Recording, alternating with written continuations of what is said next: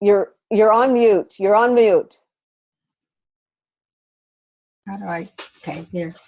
I'm Libby Traubman, and Len and I, our main preoccupation has been for many years just bringing people who are in conflict together to build new kinds of relationships, to meet at the heart and sometimes at the head, but more importantly, making that heart connection as what we have in common as human beings. And that goes for the masculine and the feminine. I think both are really needed. And I was just thinking when you were talking about 50-50, when I was growing up, my mother, who was born in 1904, used to tell me when I was very young that the only thing that women could really do professionally was be a teacher, a social worker, or a nurse. Yeah. And so I became a social worker, and which isn't all bad. I'm happy that I had that. But when I look back now and I think about that, and that she was even living at a time when women could not vote, we've come a long way. And that women are now engaged in all sorts of professions, and we're greatly needed.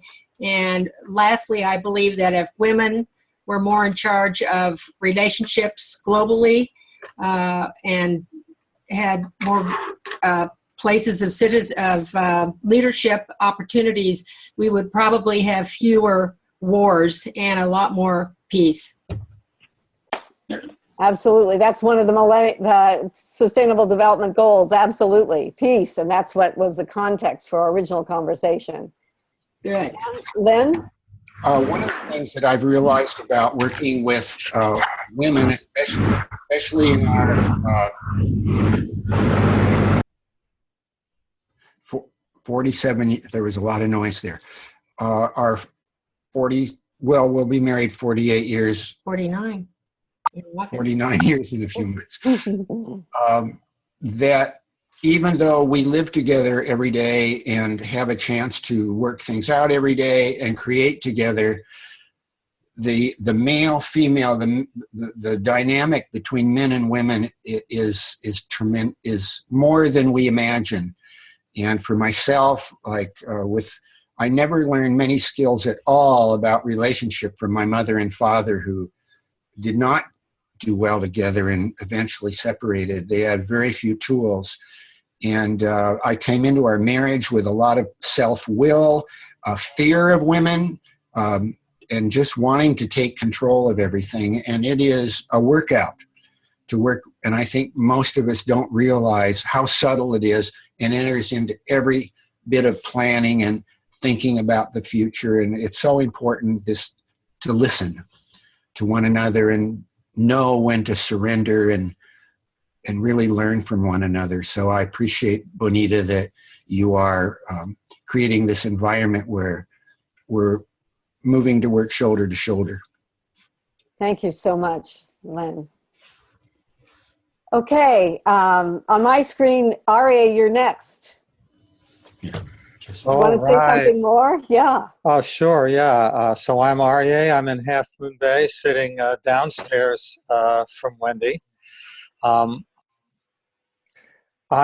My vision with One World Lights, when I stopped working for money and decided I'm going to work for the rest of my life to try to serve, my vision has been that there are people like all of you, all of us around the world, who are global citizens, who are people who seek the well-being of all human beings on the planet and all life on the planet. And if we can create more opportunities for us to get together, to share stories, to listen and support each other, then that will help strengthen the tides toward goodness, toward understanding, toward peace in the world. And Bonita, you and I have known each other for many years through associations and other groups. And I have been a big admirer of your work with relations between women and men in organizations, your deep wisdom and understanding of how we men tend to take certain roles, but not always, and how you women tend to take certain roles, but not always, and how, when that is a healthy relationship, the huge difference that that can make. So I'm really looking forward to learning from this dialogue. Thank you, Aryeh. Thank you. James, Ofu, I'm still used to the American system of first names. So, and I love your last name because it is so special. So, Ofu, why don't you introduce yourself now? You're really our host this call, but why don't you go ahead and introduce yourself? You're on mute. Thank you, Bonita. It's quite wonderful time to share reflections together. My name is James Ofu, as you know. My name, I'm a passionate relationship builder.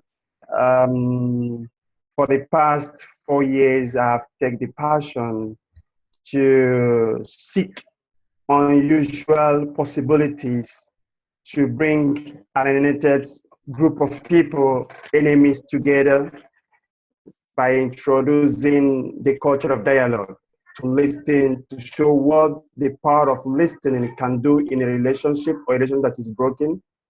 And I have taken this movement so passionate to go across many communities and many group of rivals.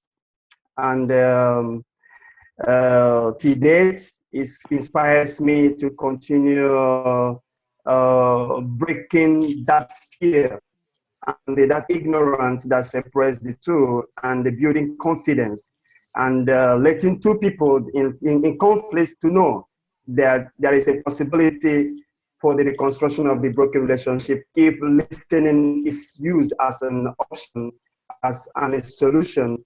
It can heal back any broken relationship. So I take pleasure and I continue taking passion doing this process. And in this cycle, I'll be uncovering, I'll be unfolding some experience, some recent experience that is very inspiring that you will enjoy. Thank you. Great. Thank you. Now, on my screen, Usman, you're next. Welcome. Now you're unmute yourself. Here we go. Okay, Oh, he's good. He's good. okay.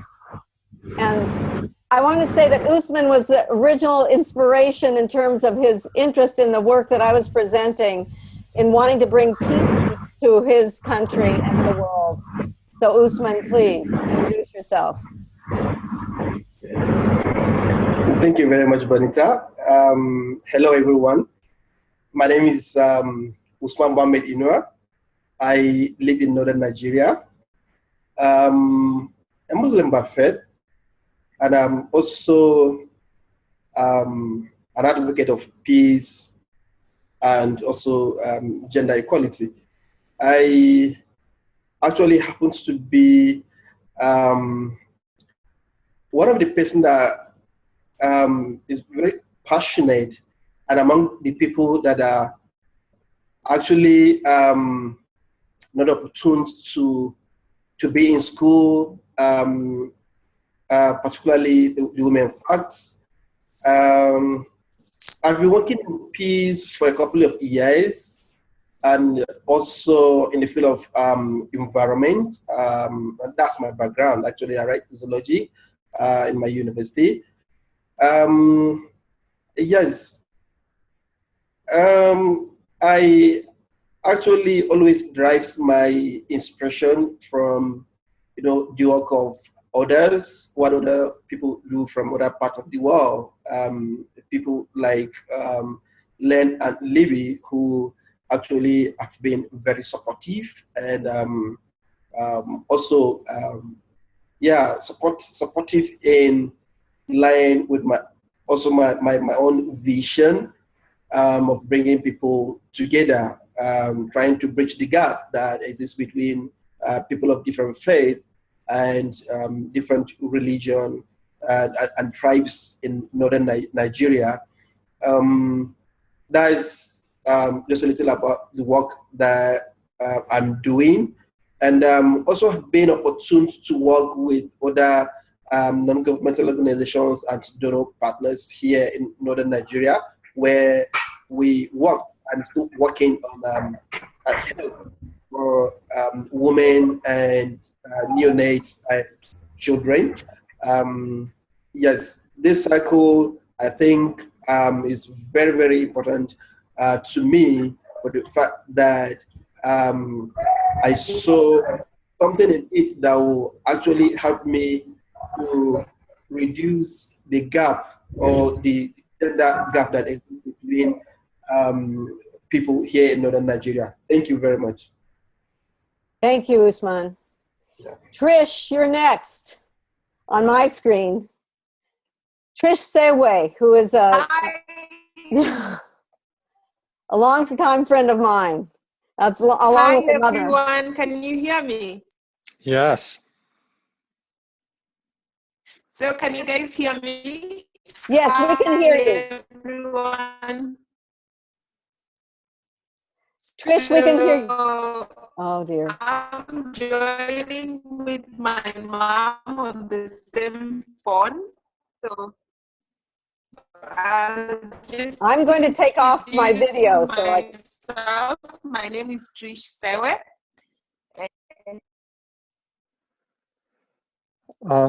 Benita, I don't think your video will affect it. Trish, it's a little hard And for us I am to. a communication strategist by profession, but my passion is. I think Hello? we all. Trish, hold on a moment. I think we need to all mute our video so that we can hear you. So the bandwidth. So let's try that. I don't think that'll. So you can. Benita, I don't think that'll make much difference because the You can't hear bandwidth me? issue is at her location. Well, Okay. Trish, would you try it again? Let's try it. Just let's try it. All right, right. we can try it, but Okay. yeah, I think it's her location. Yeah. Trish, try again, but we were having a very hard time hearing you. Trish, can you hear us? Yeah, I think the connection is a little bit bad today. Yeah, yeah. Okay, well, Trish, why I don't can you? hear you. Can you hear me? Let's try to listen. Let's just Can you try. hear me? Very sporadically, Trish. Very sporadically. Is there noise in your background? Hello, can you hear me? No, Trish, very, very poorly. So can you just listen? Hi, can you hear me? I think that. No, there's a bad network.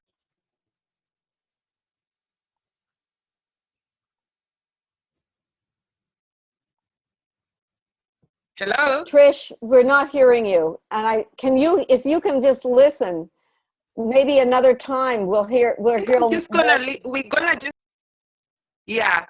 Okay. Sure. Now, Okay.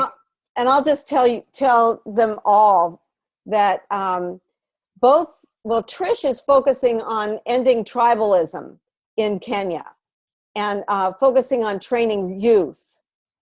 And definitely the empowerment of women is part of that, but her focus is on this whole issue of tribalism and its impact on both peace and, on every aspect of life. I'll just sum it up that way. And Louise particularly is focused on a women's leadership initiative that I'd like you all to know about. They just had a recent training that was spectacular in Kenya, and they will be bringing it. There's several women in universities are going to be trained in leading the course, and it'll be available for everyone from, who wants to come to Kenya to be developed in their leadership, particularly women, but men and women. So at another time, we'll hear more about that from Trish and her mother, Louise. I'm sorry that they can't really be communicating today, but both fabulous resources. Marjan, do you want to introduce yourself? Yeah, sure. Go ahead. Yeah. Hello, everyone. My name is Marjan. I live in Denmark. I'm originally from Iran. I have a pleasure of meeting Bonita a year and a half ago. And my background is in mathematics and electronic engineering. And also I'm very passionate with technology, like computer science, artificial intelligence, IoT. And what I would like to do, or what I would like to have is to have more women in tech.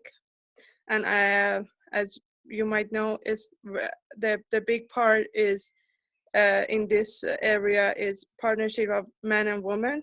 Personally, most of my adult life, I work with men, and I was observing. I was seeing many women leaving technology work or technology study because of some small issues or some misunderstanding.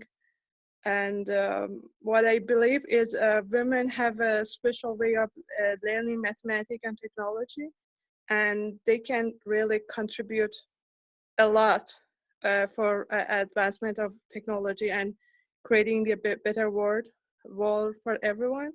So what my interest is to be engaged in this kind of conversation, and that can help me like with my project to have more women in technology and mathematics education and work.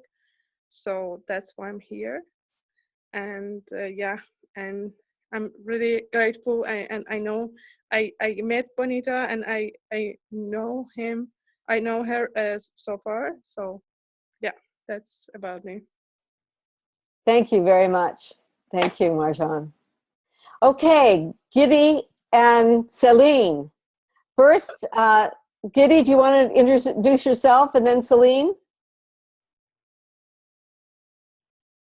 Can everyone hear me? Yes, yes. Okay, very good.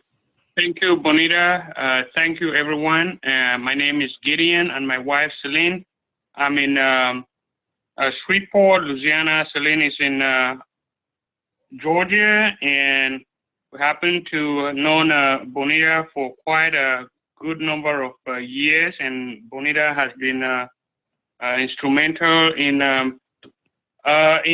assisting us, more particularly with one of our sisters from Cameroon, who is currently now honorable minister in charge of the presidency of the Republic of Cameroon. That through the help of Bonita, she was able to attend an educational workshop in Santa Clara University. I think that kind of go a long way to boost her, and inspire her to be a proud person. And that being said, what Celine and I are passionate doing is we are in the process of trying to see how we can bring together these tribes in Cameroon with different diverse ideas, just like I believe someone from Kenya is doing that. Trish, right. Trish from Kenya, because that's one of the things that is tearing our African continents as well as the countries in Africa apart, because of the numerous tribes that are embedded in one country, so much so that it's hard for people to understand each other. And therefore we come back to Cameroon, where there are more than 280 tribes. So our job, passion, Celine and I has, is to create an environment where men and women and every other person, human being, can be able to enjoy and pursue his own dreams. So we are in the process of building a multi-purpose center that will help promote women empowerment, provide education, provide all sort of human empowerment opportunities to everybody. And we are so excited. And when I hear Mashan, I'm sure I pronounced that well. Mashan, I'm so through with what you're doing. And we have little girls in Cameroon that would love to connect with you so you can help empower them so they become engineers and don't get stigmatized, because in Cameroon, for example, that I believe across Africa, for some reason our culture is predicated upon the fact that a woman's place is in the kitchen. So, but that with this project that you guys are doing and the work of Bonita that I've come to know so much, I think we're gonna build on this, and partnership collaboration is what we are looking forward to. And we thank you for giving us this opportunity to share with you. And we look forward to doing more in the days and months ahead. Thank you. I just want you to know, thank you, Giddy, and Libby and Len want your contact information, so I'll be sure that we get that to you. And Celine, do you want to say something more about your participation? Is she on mute? I don't Maybe know. Not on screen. Well, Celine? because she called, I believe they call in. Well, she's called it. I have her as on screen. I don't have her as muted. So I don't know. Let's go. Well, we're finished. Celine, if you can hear this, just interrupt when you're back, when you can talk with us. Otherwise, you're just welcome to just listen. Okay, so let's turn this over then to Ofu to tell us more about what your project, what you're up to, and how we may be able to contribute. Ofu. Bonita and Ofu, can I just ask you the approximate time that's allocated for Ofu's presentation? Well, I'd say 20 minutes. I think we've agreed 20 minutes. Okay. Okay? Yeah. Thanks. Let me unmute you. And if we need more, Ofu, you know, I want to encourage people to speak up and have it be a dialogue, since that's what his work is about. So if it takes longer than 20 minutes because we're interjecting and asking questions, that's okay with me. Okay? Okay. Okay. Thank you very much, Bonita. I'm so touched by Gideon and Celine speaking from Cameroon. Gideon and Celine, we have so much in common and some experience to share together. You are welcome. Thank you. Yes, Gideon just said it.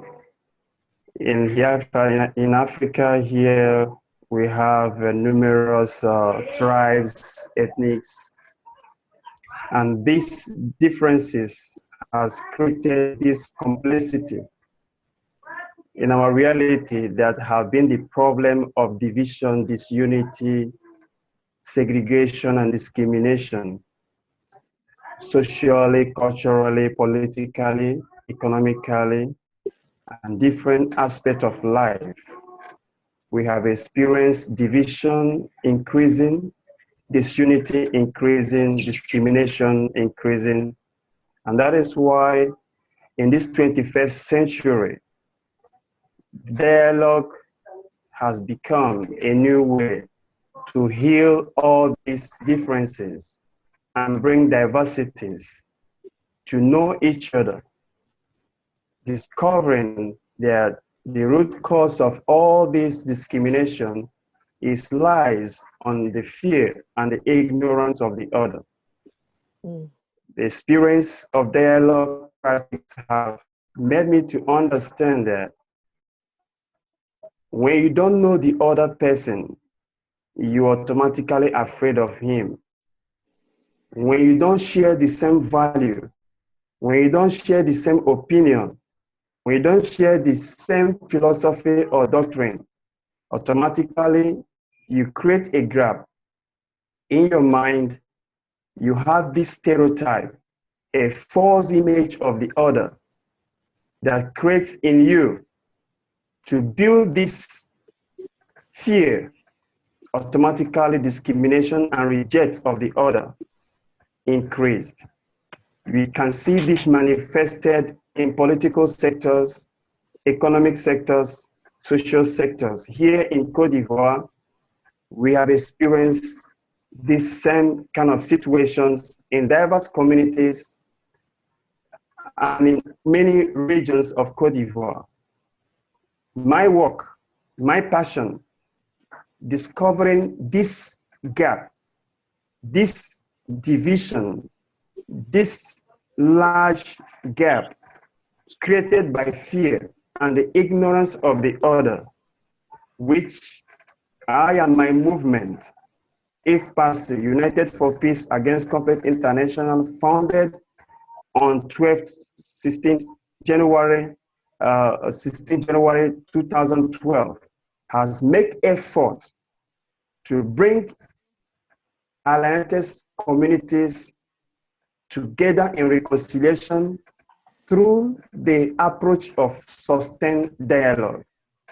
And what is this sustained dialogue for me that we use?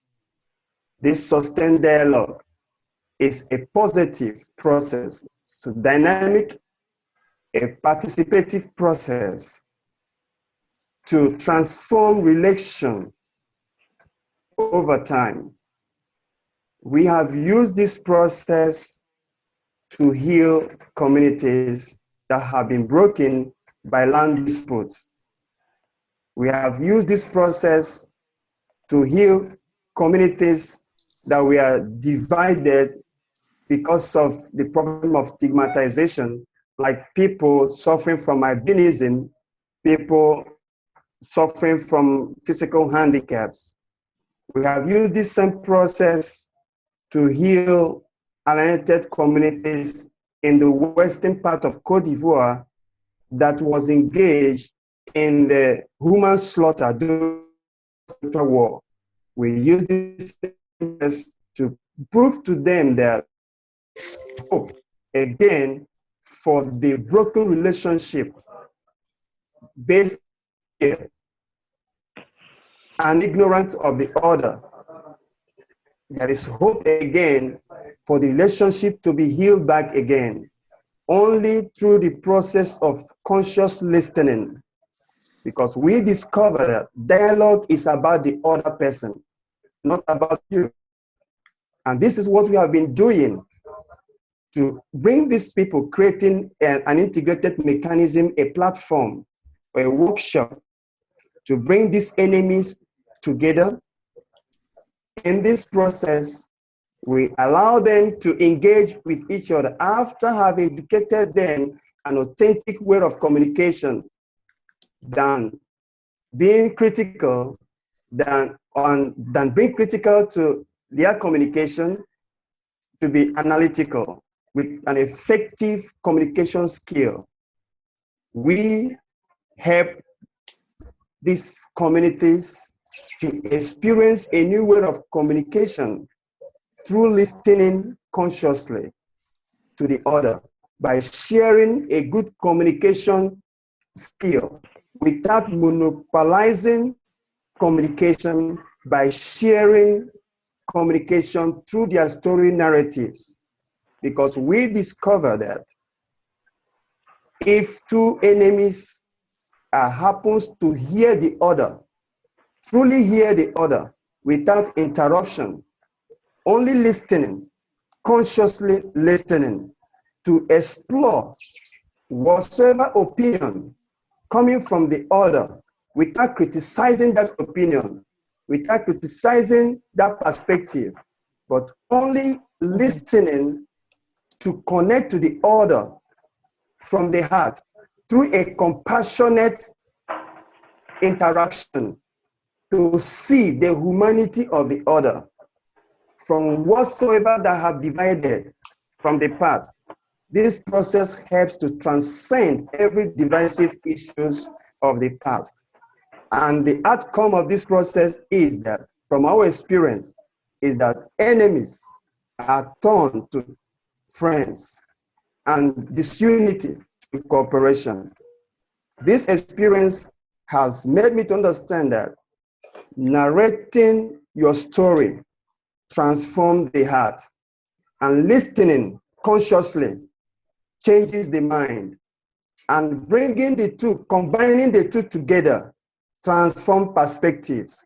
So we call it intercultural civic communication, with its quality of listening to learn from the other without critics or accusation. This process helps the two enemies to discover a new social intelligence, to release an unprecedented creativity that will enhance the future that will benefit all. It's so magic. I practice this process with a Dozo group that slaughtered each other with a guerrilla community in 2003. The first process I do, the first steps I do to heal such situation. Imagine in an endemic violent contest where the opposite side are killing, even in the day of we are attempting to bring the two together. We are hearing the rumors, news we are coming that the opposite people are killing, even the present, even our present, in a nearby village, people are killing each other. Imagine you being the facilitator in that sort of contest. What approach will you use? What I do in that situation, I have two processes that I always use. The first process is what I call social psychological support, whereby I invite victims of horrible violence, victims of war, victims of horrible violent aggression. I start in the process of listening to them, to empathize with them. I value them. I listen consciously to them. I put myself in their shoe as if I am the one that is hot on my own flesh. They see me as a family. And when they see me as a family and I'm with them in that situation, with my eyes looking so reddish as someone that is almost crying, my face focus on them as being connected with them through their hearts. They see me as a family. In that process, I achieve this social psychological support. Their fears are being transformed. By my listening attitude, hope for the future is established. When I got them, this relationship is strengthened with me. Now I'll go over to the other side and do the same, irrespective of what they may tell me as their reason for the attack, or their reason for the aggression, or their reason for killing the other. I intend to be a good conscious listener. I listen very, very attentive and respect their opinion. I respect their perspective. I respect their emotion, and I share their emotion at that same moment. Automatically,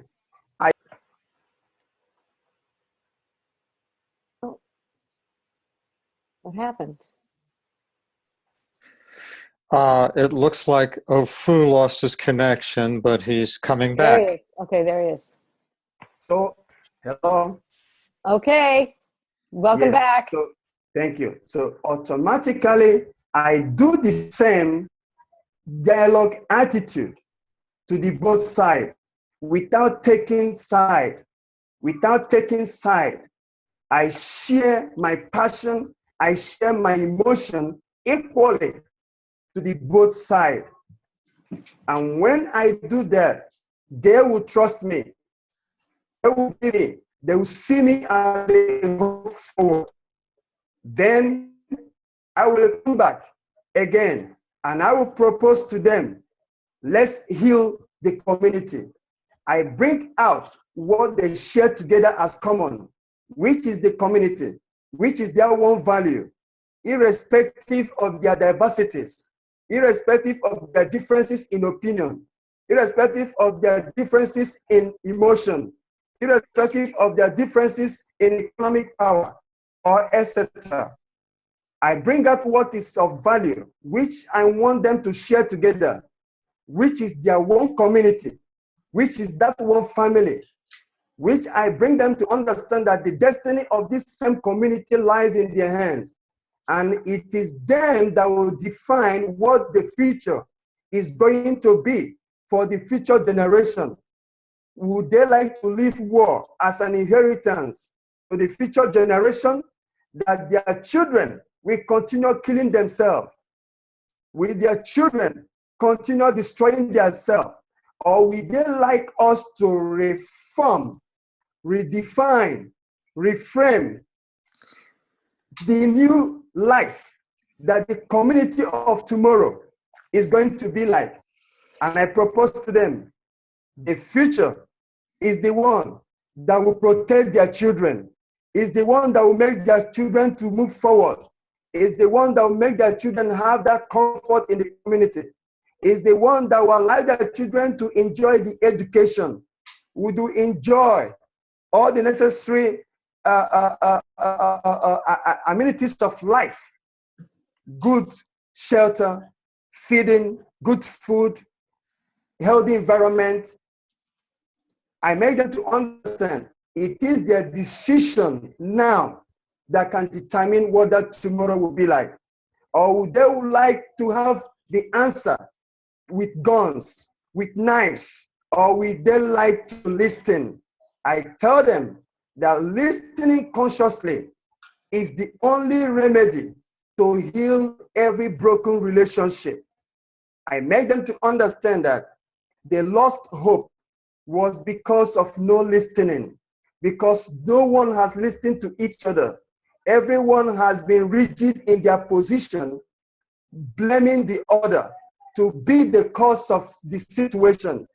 But when they accept responsibility to share, responsibility to contribute what has caused the war or the destruction of their community, that is when they will discover a new social intelligence for them to work together as a community, as a team in leadership, without blaming the other. But the love of their community will become unbroken.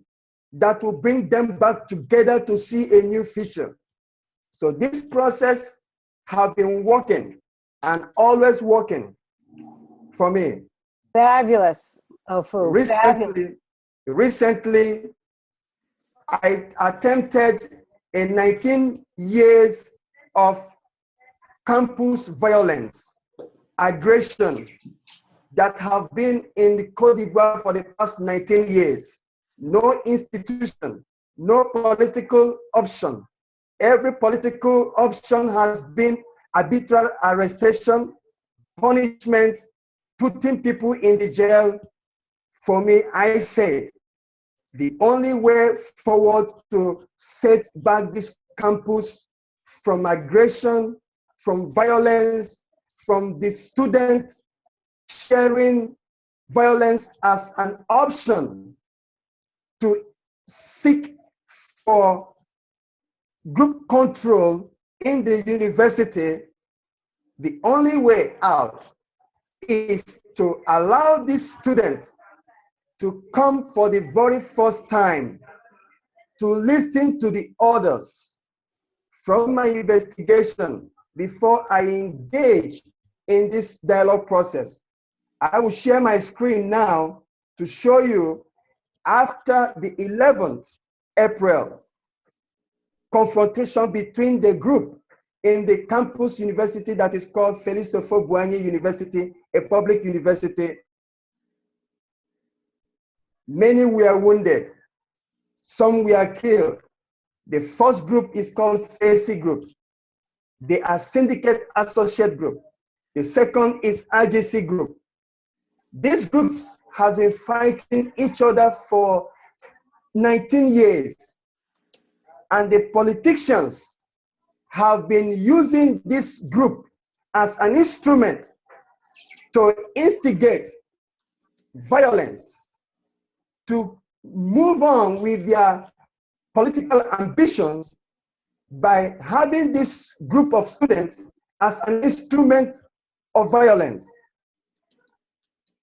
This group of students lost hope when the politicians cannot ensure their future.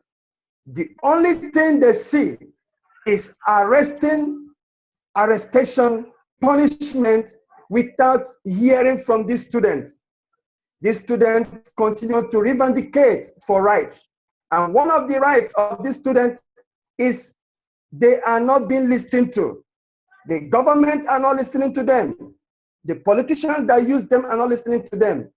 What do you expect from them? Is to use violence to draw attention. Is to use violence to draw attention from the society. Ofu, hold on. Yes. I just want to check in. Did you say you're going to share your screen with something? Show us something on the screen? Yes. Okay. Yes. And, you know, this is very powerful. There are things that I want to contribute to, and we'll get to that. You know, in a few minutes, we should get to having other people respond to what you're doing and sharing. So what is it that you want to share on the screen? As you can see, I'm showing a picture now. You see the picture? Nope, I'm not seeing it. Can you see the picture? Yes. Yeah. Yes. Yeah. Yeah. This place, that is me, standing in front of these students. We invited, first of all, after the violence of the April and the May of this student association, I did 10 pre-conference consultation in order to have this different group of students in this circle. It was not an easy process. We started this process for the past 2 months in order to achieve this first phase of gathering.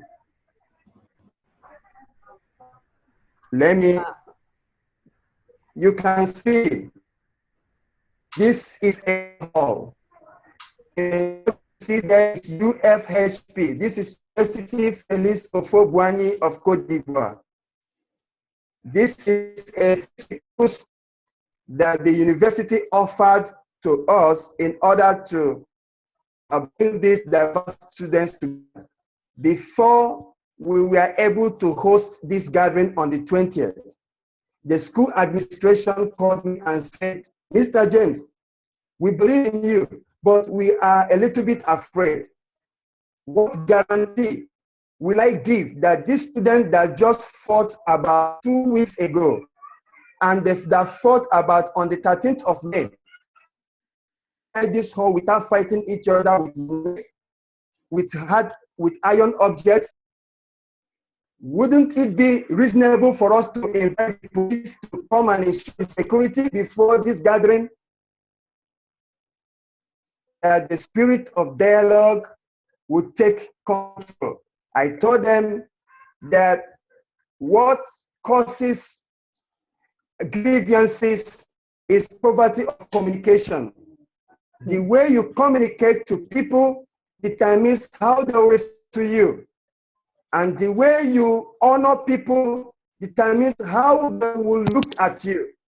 I said, I'm coming to them as a friend, and they will see me as a friend. And we will learn from each other. You can see, when the tension in this gathering was so much that I had an inspiration to bring in a model. When you look at the screen, you see there is a dialogue pedagogic tool that I use it, that I call, that is written, crisis gives opportunity and crisis can create opportunity. So I build this image to this student whereby you see a candle light and an explosion on the screen of the projection, whereby I ask the student to look at this screen and tell me what they see. In that screen, different students, in order, I was looking to a unity, to bring their diversities of perspective from violence, preparation of what they want to do in the hall. I bring their minds focus on this image. From then, I did not say anything. I allow them to speak. I give everyone in the hall to speak out of this image. Some were telling me, we see a candle, a light a candle, and a light can cause a explosion. And they see that crisis can create opportunity and crisis can create danger. What is your response? So this experience brought this student now, in order to have them committed in the exercise, I have to bring a candle. I bring about 70 sticks of candle and I share everyone in the room for them to have experience what lighting a candle and explosion can bring. Ofu, you know, this is really wonderful. We want a couple more pictures, and I'm beginning to think that we might want to set up. You can see now, you can see this image where the candle light. I ask everyone to come close to me for us to experience the heat of the candle, what the candle can be like. When the candle lights, what it can be in a room. I asked them a question. I said, can one candle light the whole room? They responded no. I said, why? They said, because the capacity of the light is not enough to give shade in the room. I said, you have said right. I said, okay, if we have to give light in the whole room for everyone to enjoy the light, what do we do?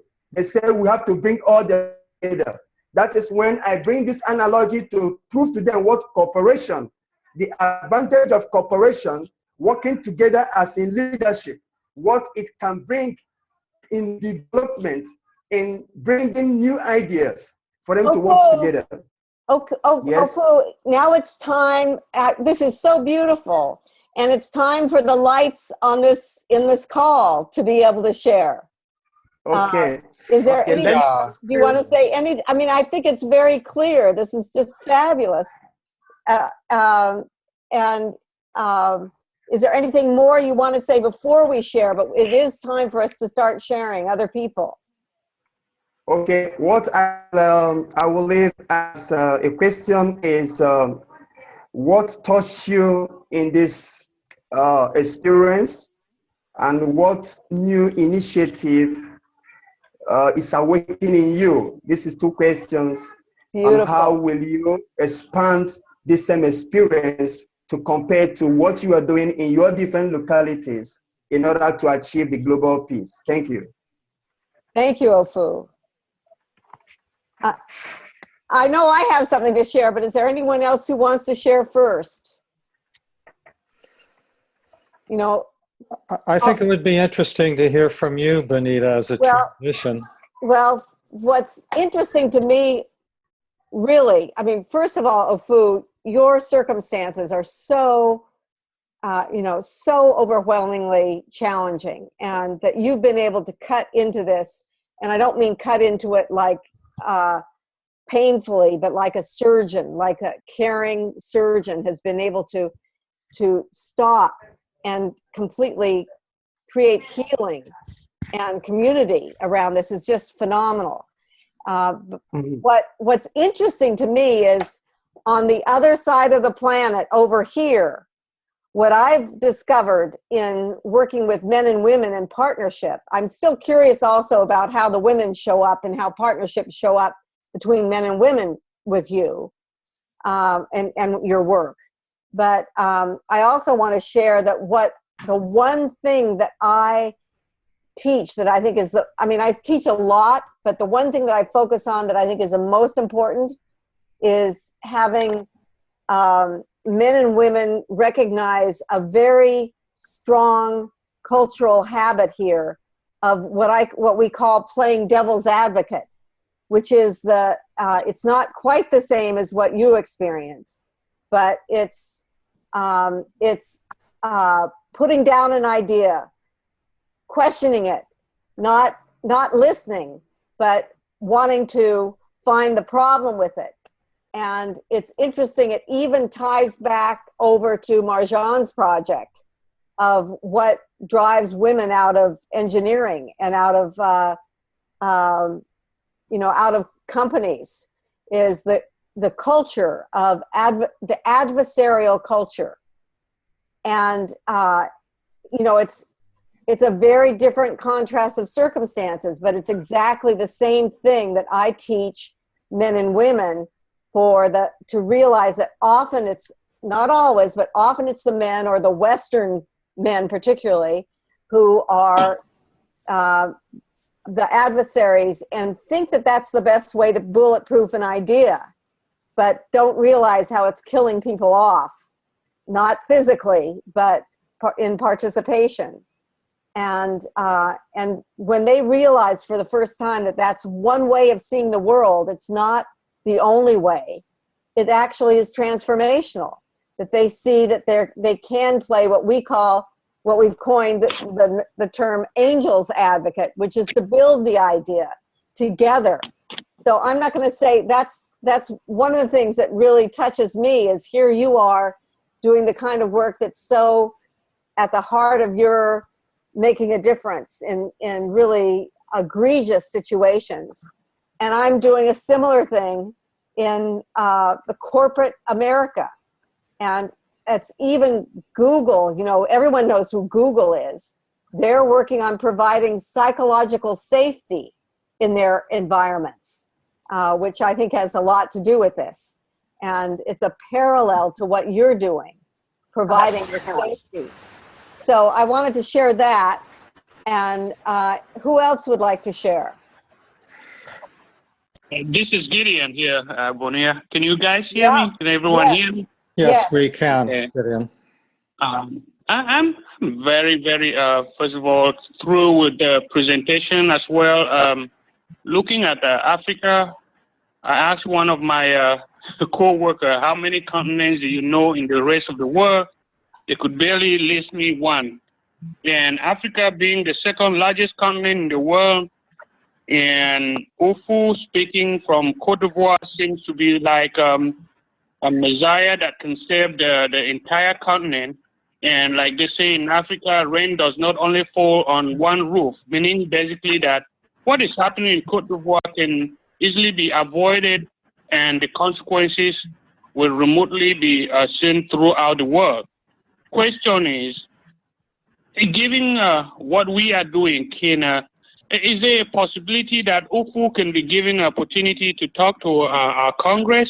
That might be a far-fetched question, but that's just something I'm wondering aloud through awareness and sustainable education. Well, that's for you to make the invitation, isn't it, Kitty? You can make that happen. Roger that. Right, Ofu? Would you be willing to go to Cameroon to speak also? It's to be a wonderful time to share experience across Africa.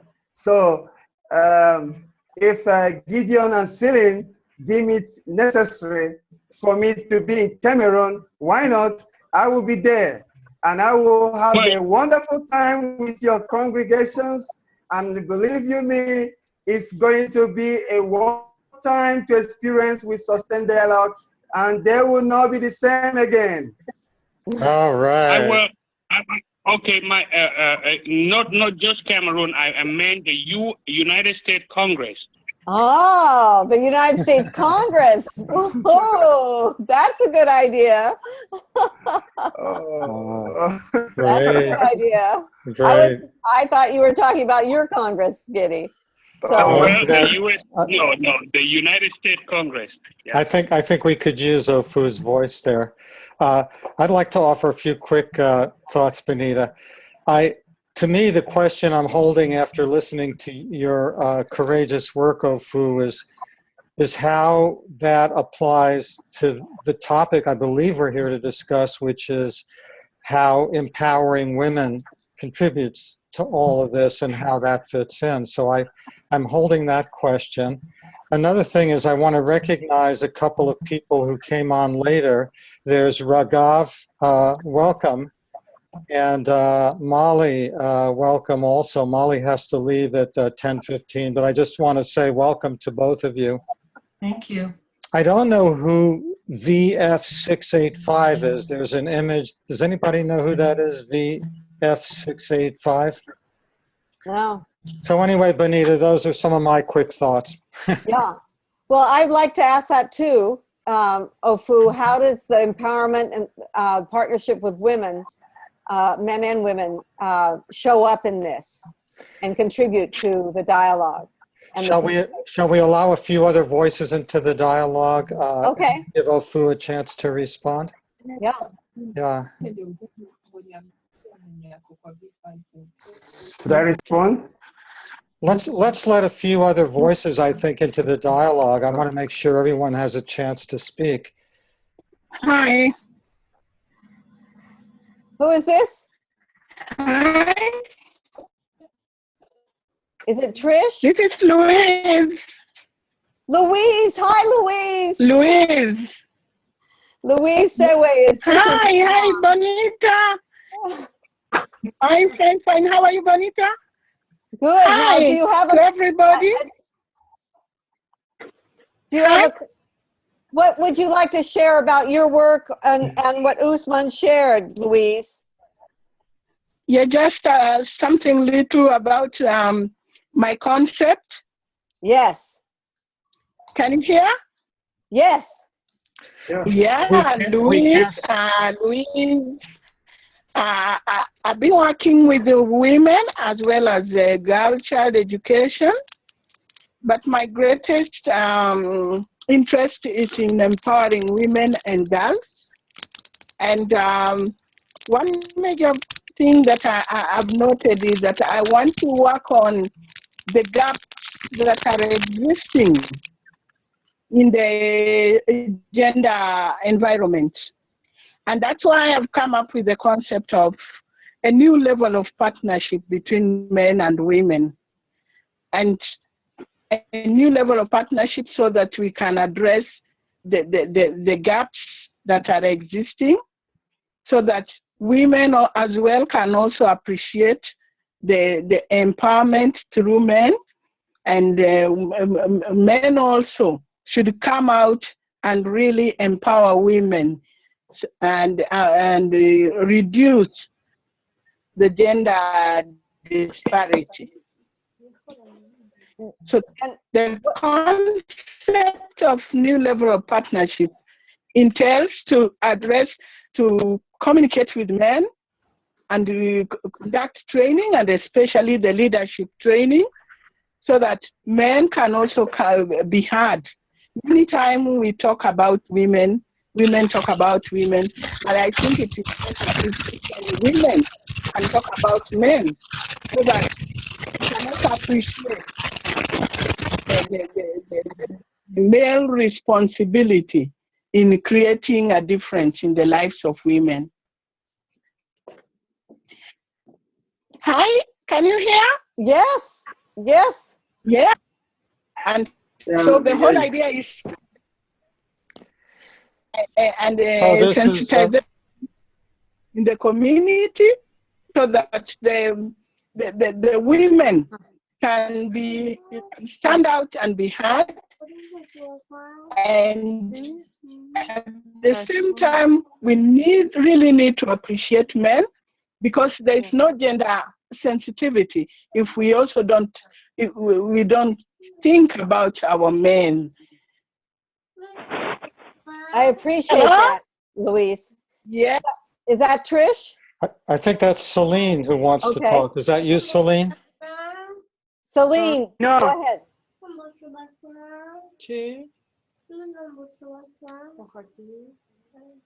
Celine has been trying to log on, but I'm not sure.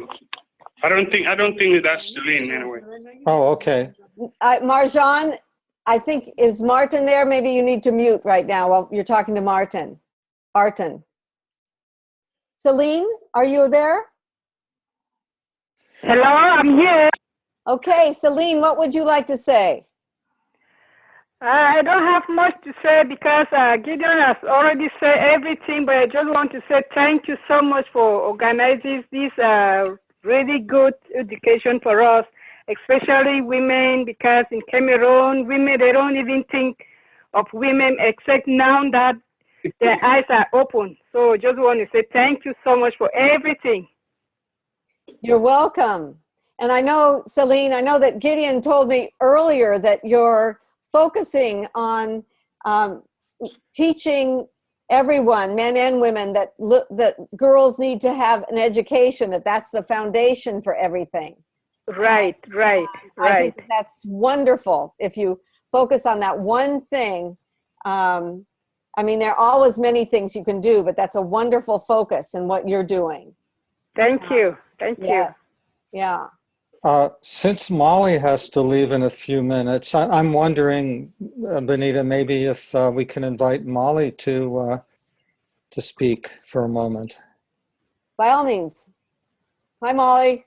Hello, thank you. Mostly I have questions, and I'm thinking of groups to share what I heard today, with whom to share, and also to share with you a group that's very active and strategic in the Israeli-Palestinian conflict resolution process, and that is called Combatants for Peace.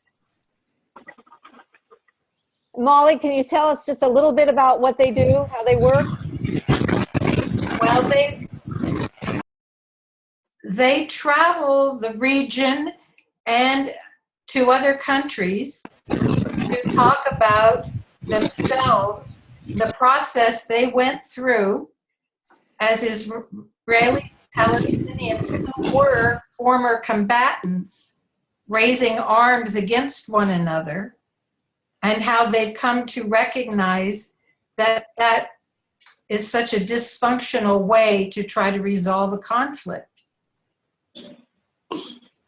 So they go out to third parties and share their process together. They travel in teams. That's great. Okay. That's great. Yeah. And that's Combatants for Peace. Right? Yes. I'll send you the link. Okay, great. Okay. What about any comments about the dialogue here so far? I notice, Ragav, that you've been sort of in and out. I've been muting your audio sometimes because there's a lot of scratchiness. I'm going to try to unmute Ragav.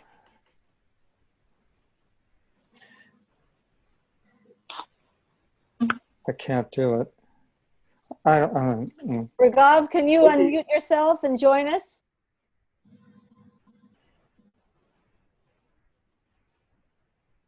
Well, I guess he's gone.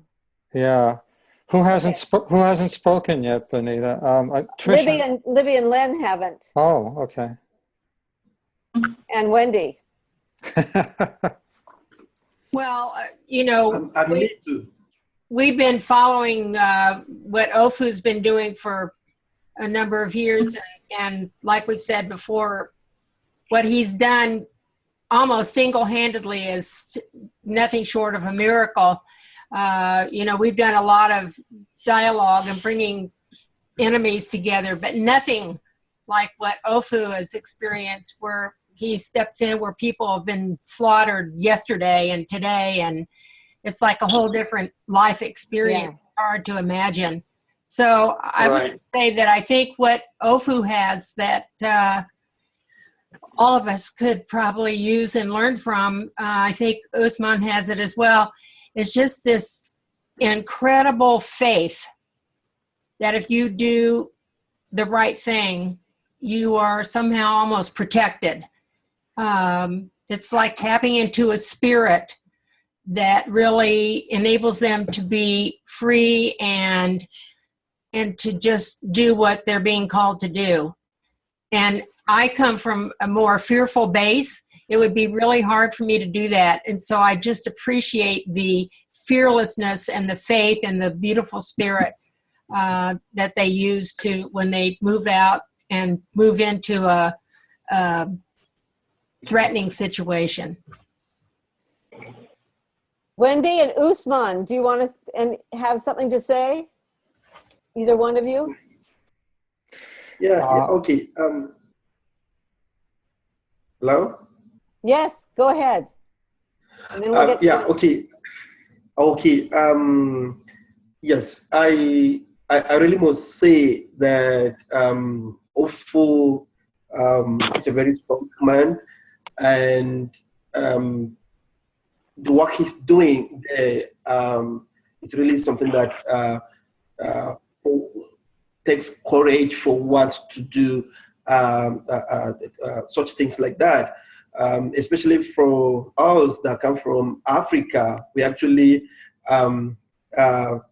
in a better position to share this kind of experiences with other people from other part of the world. Really, I must say that I appreciate the work you're doing, Ofu, my brother, and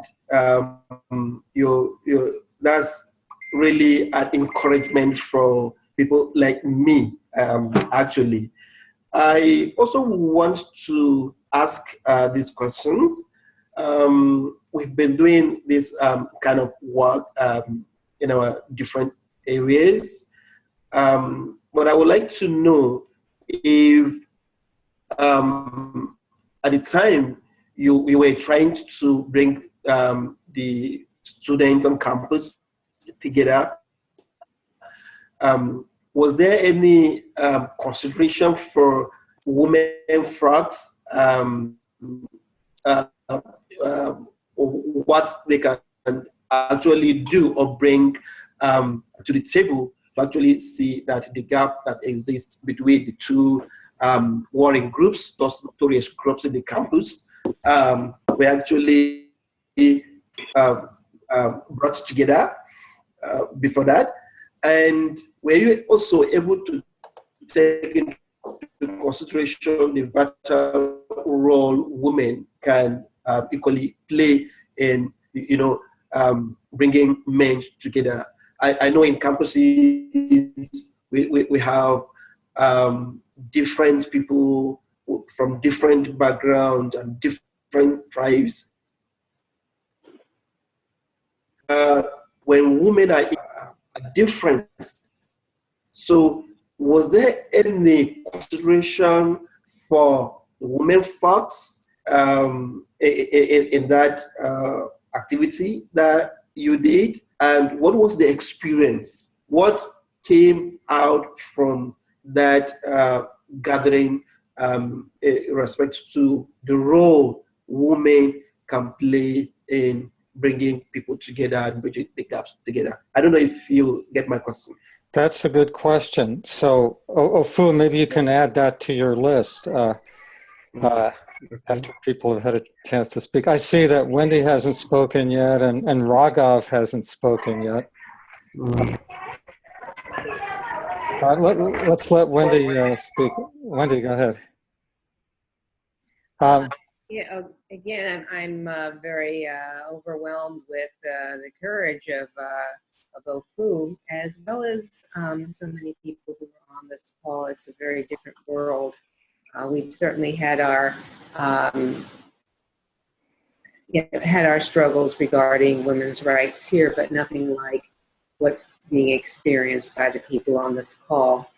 And so I also echo Usman's question about how women have participated in the struggle and peacemaking in in Ivory Coast.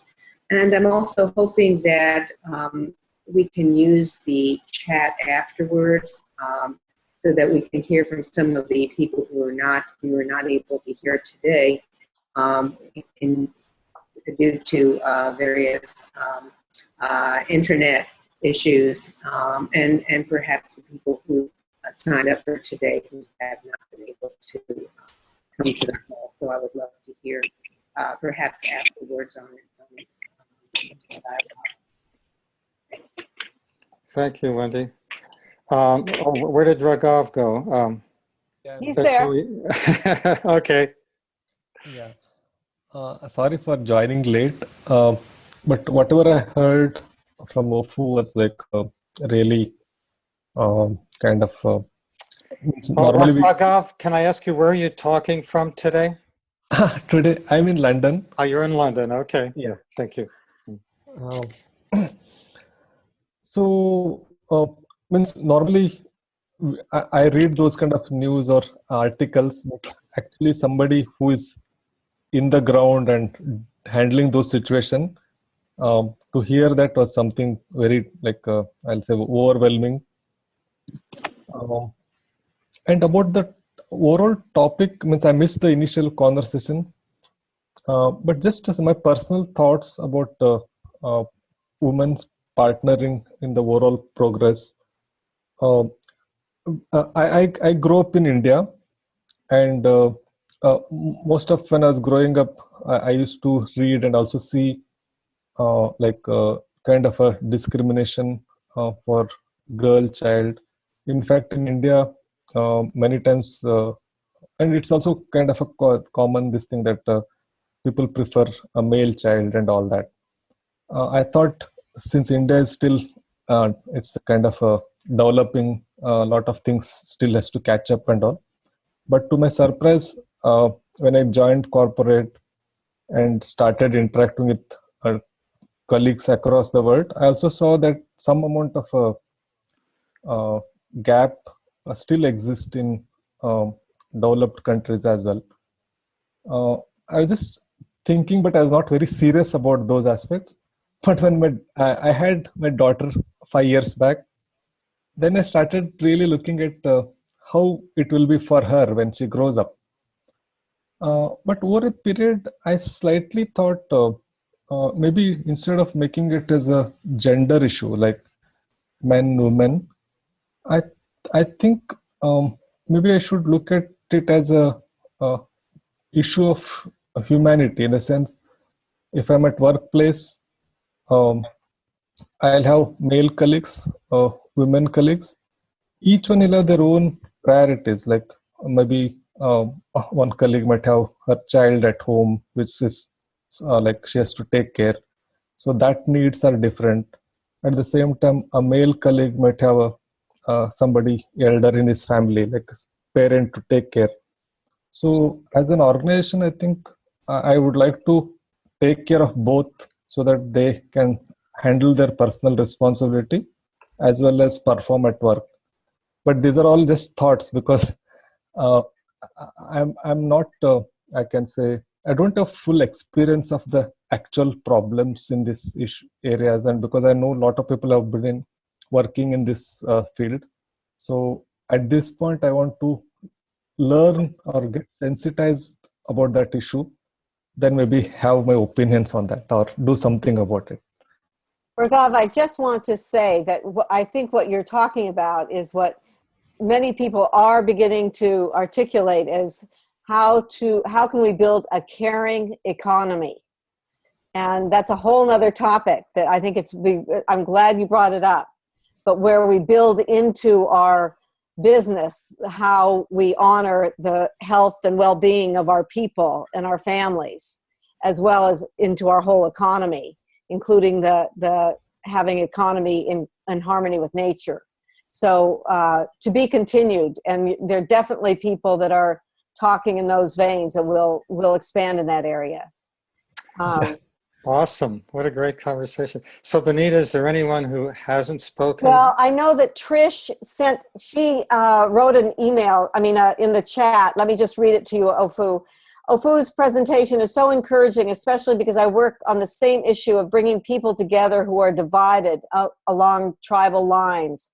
Every day I ask people who I come across on whether we can end tribalism, and majority say no. Do you encounter the same? So that's her question. Okay. Ofu. Are Now we, we only have a few minutes left.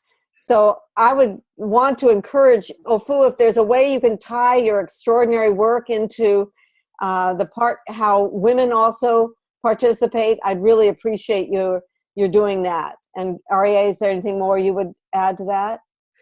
I don't have anything more. I'm thinking maybe if Ofu, if you can take 4 or 5 minutes for that, and then Bonita, if you can give us some closing thoughts. All right, okay. And then that brings us, at the very end, I just want to sort of remind us of how we can continue this conversation beyond the end of this circle.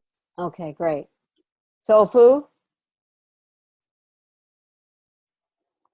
Let's unmute Ofu. Gender partnership, I see it is as a development factor that will enhance future development, because I see women as a virgin ground that is so full of potentials that is untapped. And the initiative of gender partnership is a very good initiative, because in this campus dialogue initiative, I gave women voice in the circle. Well, if you look at the screen very well, if you wouldn't mind if I have to share it, you find out that I invited I was expecting more women to participate in the circle. But I understand why they came few, because of the fear of a violent outbreak. Because during the problem, women were raped, they were victims of rape during the process. So there is fear in the campus. So the few that came so courageous. So I think that among my plan of action is to tap into the potential of women to become facilitators of dialogue skill. So this project is a long-term project. It's going to have process and steps. So be rest assured that from the University of Felix Houphouët-Boigny and other public universities I am targeting, with my ambition of expand the campus dialogue initiative, women will become active facilitators of dialogue in the circle with men all together, because I believe that women have this natural compassion as a model. They have this the quality of love in them as a nature. So if women will invest that passion and that love element in them to become facilitators of reconciliation in peace building projects, just like Libby Truman is so active in the peace building projects across the globe. I believe that in other sectors of life, in education, in health, in every other sector of life development, to achieve the Millennium Development Goal, I think that women's contribution will be a very huge advantage for global stability. Well, thank you. Beautiful. So I think that, Ofu, you really said what I would want to say. I would just add that, I do have some other ways of languaging what we're talking about in the way that the contribution women make, that I will set up a time for me to share that more, because I think it's important. I absolutely think it's important to talk about the love and compassion and the empathy. However, I also think it's important to talk about the capacity to think globally, to think connecting the dots and to think in a systems way of thinking that often is not brought through in the framework of a more prioritized linear thinking that at least Western men usually portray, but not always. And so we'll talk more about that. I must say that I don't want to get political, but I am an advocate of having a president who can say that we need love and kindness. And we do have a presidential candidate here that her mantra is to bring love and kindness to that political arena. I wish we could have you come to Congress, Ofu. We'll talk about how we can have that happen and have an impact over here. But, at this point, I want to turn it over to Aria just for final logistics around what we're doing. Okay. At the very end, I'd like to propose that we end this meeting the way we end other OWL meetings, with a moment of silence just to hold the space together in appreciation for our gathering. Next month, I am away, and Benita, as I understand it, you'll be hosting a circle at this same point on the third Monday of the month. That's my plan. At this point, I'm a little concerned about, time and what people are up to. I had planned to have Grace Wamunagari speaking, but I think might be in New York for a special leadership training. So I really do have to.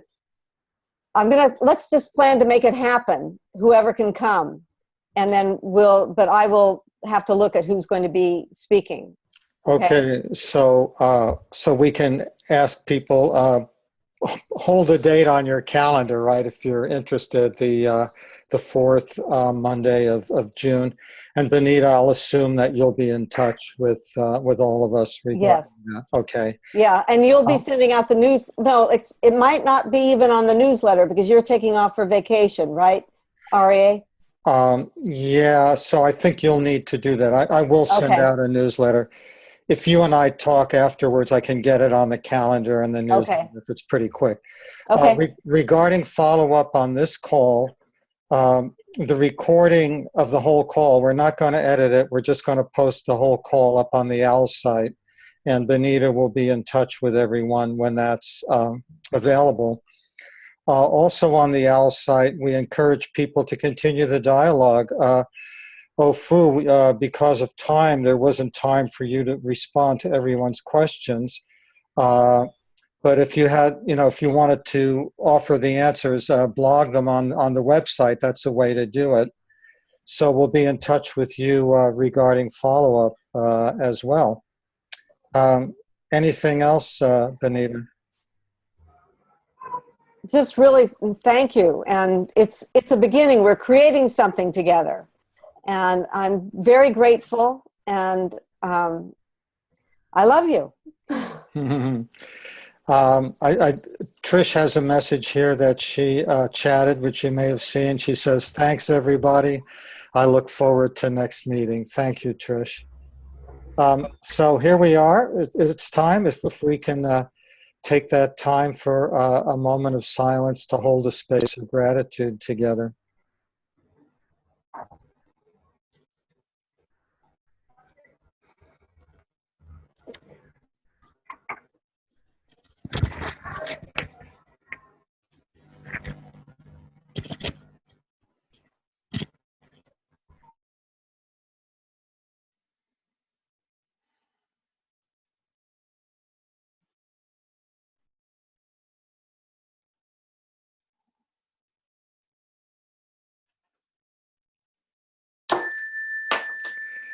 Thank you, everybody. Thank you, Benita. Thank you, Ofu. Thank you, Aria. Thanks, everyone. Thank you. Take care. Please, Trish. Thank you. Trish. Love you all. Trish, you can connect me through Facebook, so we can continue our conversation on tribalism. I think we'll share more experience through Facebook. I'm sorry I couldn't respond to your question, but I think through Facebook we have a lot to share. Thank you, Trace. And you all have each other's emails in the email that I sent you. So, and Libby, I'll get Giddy's phone number to you as well, but and make sure that you get his email.